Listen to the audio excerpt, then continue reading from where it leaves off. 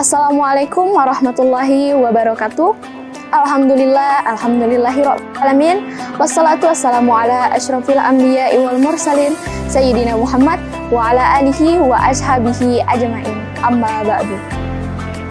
Puji syukur marilah kita panjatkan atas kehadirat Allah Subhanahu wa taala yang dimana telah memberikan kita beribu-ribu nikmatnya. Dan tak lupa pula marilah kita kirimkan salam dan salawat kepada junjungan kita Nabi besar Muhammad sallallahu alaihi wasallam. Allahumma shalli wa sallim wa barik alaihi.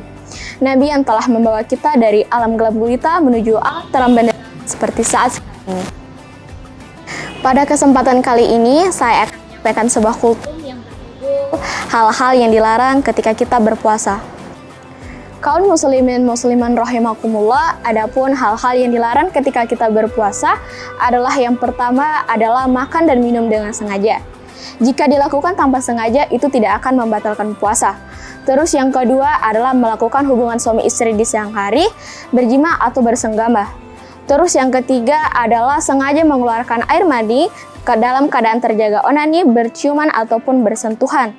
Terus yang keempat adalah memasukkan sesuatu ke dalam mulut dengan sengaja, seperti halnya adalah menyuntikkan diri, pengenyam perut, dan transfusi darah bagi orang yang berpuasa.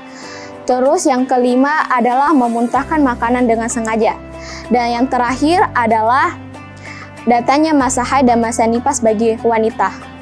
Sebagai catatan dalam diri kita sendiri adalah puasa tidak akan batal jika dilakukan dengan tanpa sengaja, lupa, ataupun dipaksa. Dan bagi wanita yang telah selesai masa nifasnya selama 40 hari, diwajibkan untuknya untuk mandi, sholat, dan berpuasa.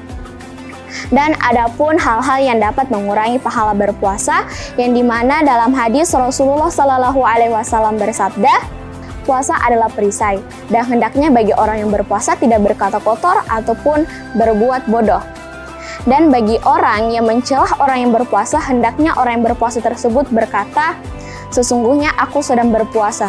Hadis riwayat Bukhari. Demikian kultum yang dapat saya sampaikan, kurang dan lebihnya mohon dimaafkan. Saya akhiri dengan kata akhirul kalam minallahi musta'an wa alaihi tiklan. Wassalamualaikum warahmatullahi wabarakatuh.